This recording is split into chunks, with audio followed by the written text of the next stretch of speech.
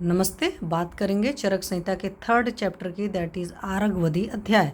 तो अर्थात आरगवधि अध्यायम व्याख्यास्यामः इति स्मः भगवान आत्रेय। तो आपने देखा कि सेकंड चैप्टर जो था अपामार्ग तंडुली में अंतः परिमार्जन वाली चीज़ें थी, मतलब इंटरनल यूज़ के लिए। यहाँ पर एक्सटर्नल एप्लीकेशन मतलब लोकल एप्लीकेशन जो आप कह सकते हो, तो लोकल एप्लीकेशन वाले पार्ट के लिए या स्किन के लिए कोई भी प्रॉब्लम होती तो वहाँ पर बहुत सारे लेप दे रखे हैं। एक्चुअली इस चैप्टर में 32 लेप दे रखे हैं, तो उन सारी चीज़ों का वर्णन है। तो द्वितीय अध्याय में पंचकर्मोपयोगी औषधों तथा 28 प्रकार की वागों का वर्णन के पश्चात हम आरगवधि नामक अध्याय का वर्णन करेंगे, ऐसा भगवान आत्रेय ने कहा है।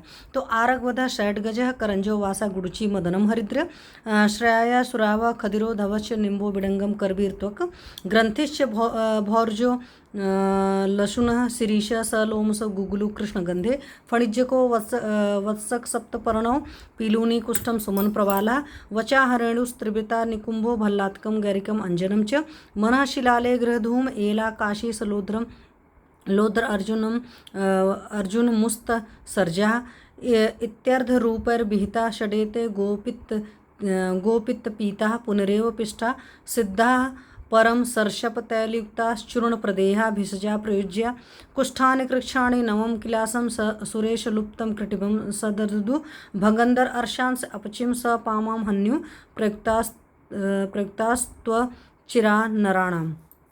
तो इसमें सिद्ध चूर्ण और प्रदेह दे रखे हैं। तो पहला जो है आरगवध मतलब अमलतास का पत्ता है, एडगज मतलब चकवड़ के बीज हैं, करंज के बीज हैं, वासा है मतलब अड़ूसा है, गिलो है, हल्दी और दारू हल्दी है। दूसरा क्या है?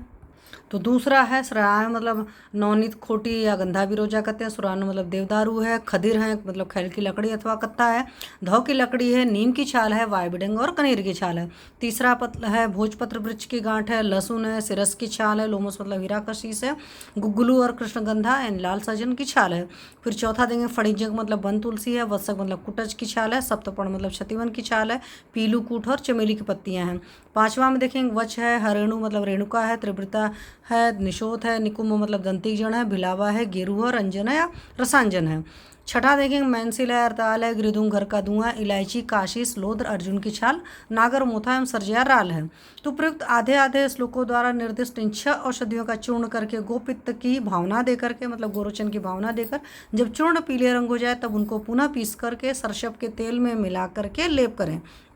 तेल में हमेशा कौन सा श्रेष्ठ होता है? तिल तेल श्रेष्ठ होता है। लेकिन तिल तेल क्या होता है? इंटरनल यूज़ के लिए होता है। एक्सटर्नल एप्लीकेशन के लिए आप कुष्ठ वाली व्याधि में देखेंगे सारे स्किन डिशीज़ में सरसों का तेल ही यूज़ होता है। तो अगला देखेंगे कुष्ठम हरिद्र सुरसम पटोलम निम्ब अश्वगंधे सुरदारु सिग्रु सर्षपम तुम्बुरु धान्य वन्यम चंडाम च चूर्णानि समानि कुर्यात् तैस्तक्रपिष्टः प्रथमं शरीरं तैलाक्तम् ऊर्ध्वम् इतुं यतेत् तेनास्य कंडुः पीड़िका स कोठा कुष्ठानि शोफाश्च शमं व्रजन्ति। तो कुष्ठादि लेप में क्या है? कूट है, हल्दी है, दारू हल्दी है, तुलसी है, परवल के पत्ते, नीम की छाल, अश्वगंधा है, देवदारू है, सहजन की छाल है, सरसों है, तुम्बुरु मतलब नेपाली धनिया है, तिमुर है, धनिया वन्य है और चंडा है, चोरपुष्पी, इनके चूर्णों को संभाग में लेकर के मट्ठा में से घोटें। तदंतर कुष्ठ रोगी के शरीर में सरसों के तेल की मालिश करके उसको उपटन की भांति लगाएं।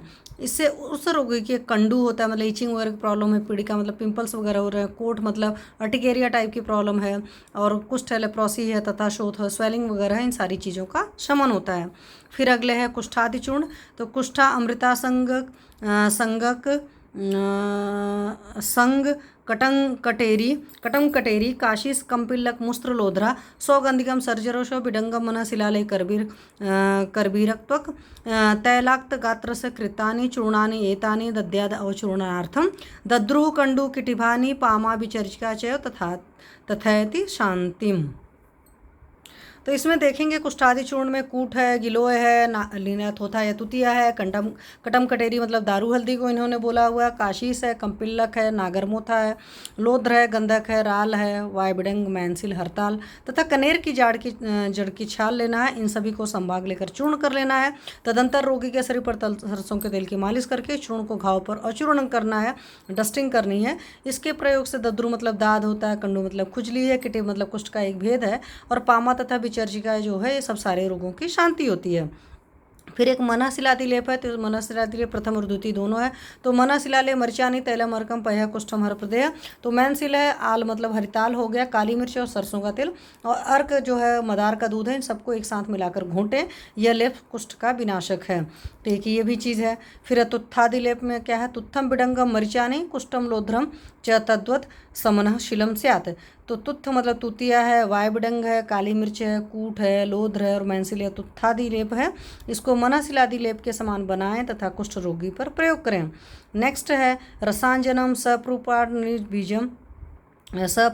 बीजम युक्तम कपित्थस्य रसेन लेपः। तो रसंजनादि लेप का क्या बोला है कि रसांजन मतलब रसवत और पमाण मतलब बनाड़ के बीजों को कूट पीस कर कैद के रस में घोट कर लेप करने से कुष्ठ रोग की निवृत्ति होती है। फिर करंजादि लेप है, तो करंजादि का है करंज बीज, बीज एडगजम सकुष्ठम गोमूत्र पिष्टम च परम प्रदेहम। तो करंज के बीज जो होते हैं, साथ में पवाड़ के बीज हैं, साथ में कूट है, इनको कूट पीस करके गोमूत्र से घोटें। यह लेप जो होता है कुष्ठ रोग नाशन के लिए सर्वोत्तम का है। तो करंज का भी अच्छे से इस्तेमाल है। फिर अगला है हरिद्रादि लेप।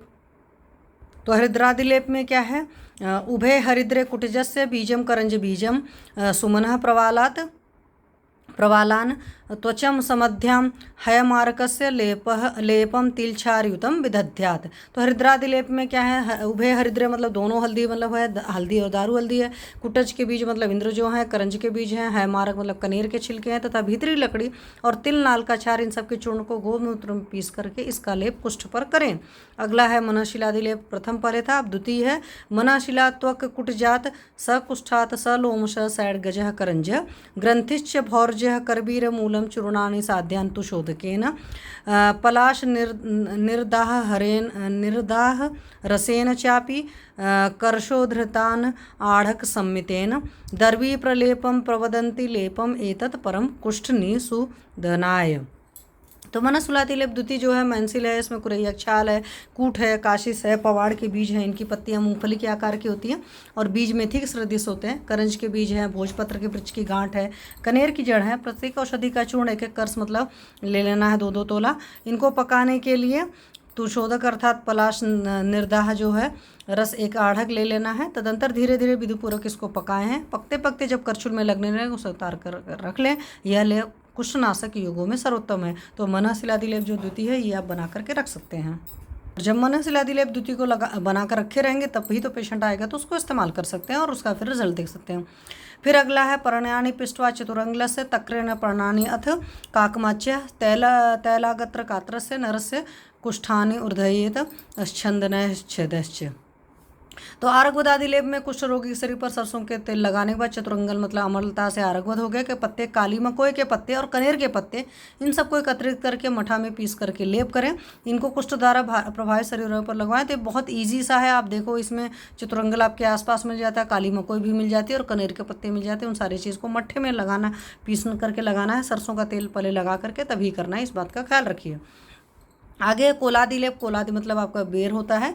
तो कोलम कुलत्था सुरदारू रासना माश अतसी तैल फलानि कुष्ठम वचा सतावा य चूर्णम अम्ल उष्णानि वात आमयीनाम प्रदेह। तो कोलादि लेप में कोल मतलब बेर है, कुल्थी है, देवदारू है, रासना है, उड़द है, अलसी है, तैल फल है, वे फल जिनमें से तेल निकलता हो जैसे एरंड है, तिल, सरसों तल से आदि। फिर कूट है, वच है, सोया चूर्ण, जौ काटा, इन सबको कांजी आदि हम लोग पदार्थों से घोट कर गाढ़ा लेप तैयार करें। इस प्रदेह को गर्म करके वात रोगियों पर प्रयोग करें। तो कोलादि लेप वात रोगियों के लिए बहुत बढ़िया है। फिर वात व्याधिनाशक विनाशक लेप प्रथम है आनुपमस्य आमिष वेशवार उष्ण प्रदेह पवनापह स्यात्। तो आनु प्रदेश प्राणियों का मांस तथा मछली के मांस से बनाए हुए बेसवार को गरम गरम लेप करने से वात रोगों का नाश होता है। तो ये चीज़ भी आप बना सकते हो। फिर वात व्याधि विनाशक लेप द्वितीय क्या है, स्नेह चतुर्भिर 10 मूल मिश्र गंधौषधे अनिलाह प्रदेह। तो जड़ चिकित्सा निर्दिष्ट अगरू है, एला है, इलायची है, कुमकुम आदि 10 मूल से पकाए गए चारों स्नेह का प्रदेह वात व्याधि की शांति करता है। तो आप अगरू, एला वगैरह ले सकते हैं, अदरवाइज 10 मूल से भी पका लेंगे क्योंकि 10 मूल सोतर होता है, 10 मूल बहुत बढ़िया से करता है। तो दोनों इन सारी चीज़ों को देख करके मिला करके बना करके अच्छा सा लेप तैयार कर सकते हैं। अगला है उदरशूलनाशक लेप। तो तक्रेण भुक्तम युक्तम योचूर्णम उष्णम सक्षारम अति जठरे निहन्यात्। तो इसमें क्या करना है, जवाखार युक्त जौ का आटा को मठा में मिला करके लेप के समान गीला कर उसको गर्म करके पेट पर लेप करने से उदरशूल का लेप होता है, उदरशूल का समन होता है। तो इसमें क्या है, जवाखार मतलब यह क्षार है उसको ले लेना और जौ का आटे को मठा में मिला करके थोड़ा सा गर्म कर लेना है, वो लेप पेट के ऊपर लगाना है। फिर अगला है वात व्याधि विनाशक लेप है। तो कुष्ठम सतावा सवचाम यवानाम चूर्णम सप्तला अम्लनुशंति वाते। तो कूट है, सोया है, बालवच और जौ का आटा, इनमें प्रथम 3 द्रव्यों को कूट पीसकर सरसों के तेल तथा कांजे में मिलाकर गर्म करके लेप करना चाहिए। तो ये भी उसका शमन करता है। फिर वातहत लेप जो है मतलब गाउट वगैरह की प्रॉब्लम है तो वहाँ पर यूरिक एसिड वगैरह की प्रॉब्लम है, सारी जगह लगा सकते हैं। तो उभय सतावे मधुकम बलाम प्रियालम च कशेरुकम च घृतम विदारी च शीतोपलाम च कुर्यात प्रदेहम पवने सरकते। तो दोनों सताव सोहा और सौंफ है जो है, मधुक जो है महुए के फूल हैं, और मधु की छोटी इलायची और मतलब मधुक जो होता है वो आपका महुआ होता है, और यहाँ पर मधुक लिखा है तो मधु का आपकी यष्टि मधु है, दोनों चीज़ हो गई। फिर खेरेटी की जड़ हो गई, चिरौंजी हो गया, कसेरू हो गया, घी हो गया, बिदारी कंद हो गया, और सीतोपला मतलब मिश्र हो गए। इन सब द्रव्यों को कूट पीस कपड़ कर घी में मिलाकर वात रक्त की जगह पर लेप करें। वात रक्त में आपको पता ही रक्त की तुष्टि होती है, साथ में वात की तुष्टि होती है, तो इसमें जो द्रव्य हैं वो उसी तरह के हैं जो दोनों का शमन कर सके। फिर अगले लेप आता है वात रक्त पीड़ा नाशक लेप। तो कभी पेन वगैरह हो रहा तो उसमें कौन सा लेप करना है, तो रासना गुड़ची मधुकम बले द्वे सजीवकम सरशपकम पयश्च घृतम च सिद्धम मधुशेषयुक्तम रक्त अनिलांति प्रणुदेत प्रदेह। तो इसमें क्या है, रासना है, गिलो है, मुलेठी है, वचा है, नागबला है अथवा तिबला है, जीवक ऋष्वक तो द्रव्यों का दूध से कल्क बनाकर घृतपाक करें। अंत में भली बात छानकर इस घी में मोम मिलाकर रख लें। यह लेप वात रक्त जनित पीड़ा का शमन करता है। अगला लेप कौन सा है, वाते सरक्ते सघृतम प्रदेहो गोधूम चूर्ण छगली पयश्च। तो गेहूं का आटा, बकरी का दूध और घी इनका मिलाकर लेप तैयार करें। यह लेप वात रक्त में प्रयोग होता है, तो आप ये भी बहुत अच्छे से बना सकते हैं, गद्दे इस्तेमाल सकते हैं। अगला क्या है, नतोत्पलम चंदन कुष्ठयुक्तम सिरोरुजायम सघृतम प्रदेह। तो हेडेक की प्रॉब्लम या सर दर्द हो रहा तब कौन सा लेप करना चाहिए, तो इसमें नत मतलब तगर है, उत्पल मतलब नीलोफर है, सफ़ेद चंदन और कूट, इन सब के द्रव्यों के कपड़चन चूर्ण को घी में मिलाकर सिर पर लेप करना है। कुछ नहीं समझ में आता है तो चंदन को घी में मिलाकर के भी सर पर लेप कर सकते हैं, इससे सिरसूल शांत होता है।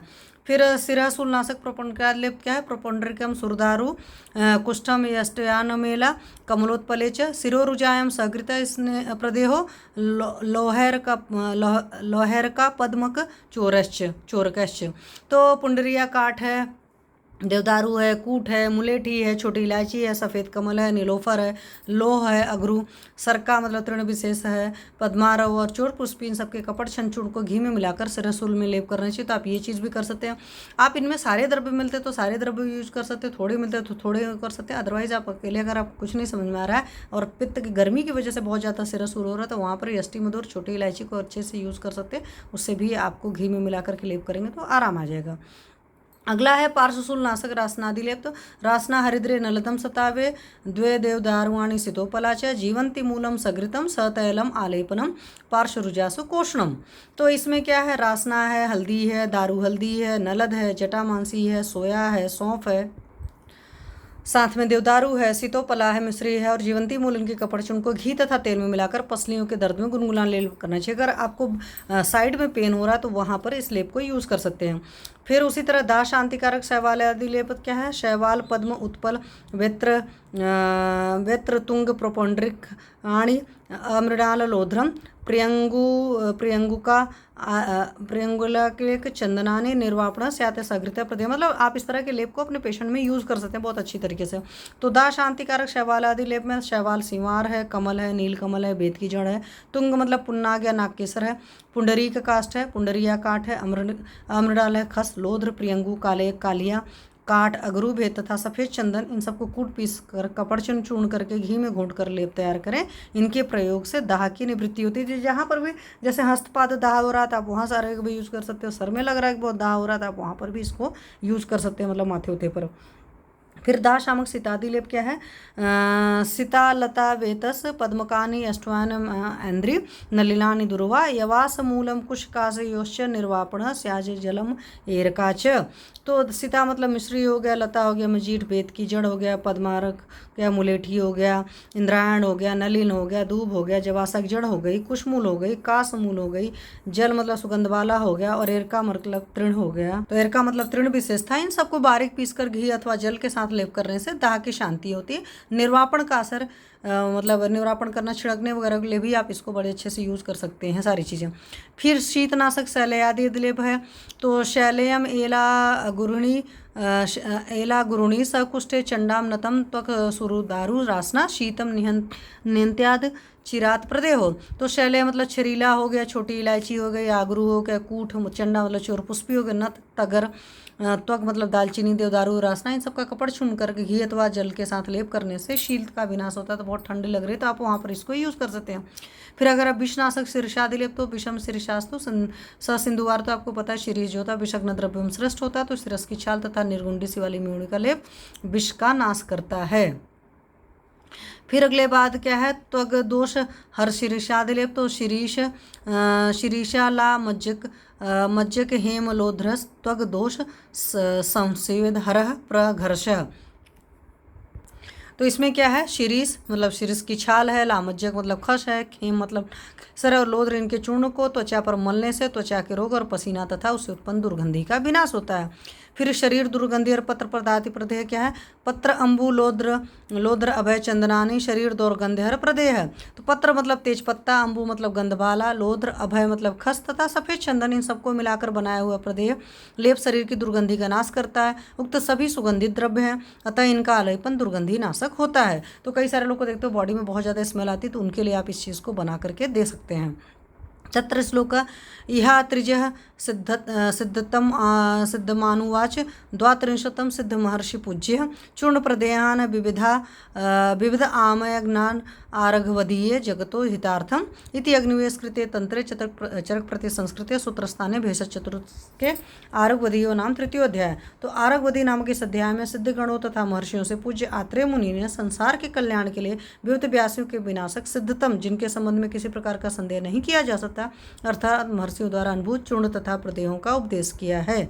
इस प्रकार श्री वैद्यरत्न पंडित तारादत्त त्रिपाठी पुत्र डॉक्टर ब्रह्मानंद त्रिपाठी विरचित चरक चंद्र का हिंदी व्याख्या विशेष वक्तव्य आदि से संकलित संरक्षिता सूत्रस्थान में आरघवदी नामक क्रमिक अध्याय समाप्त हुआ।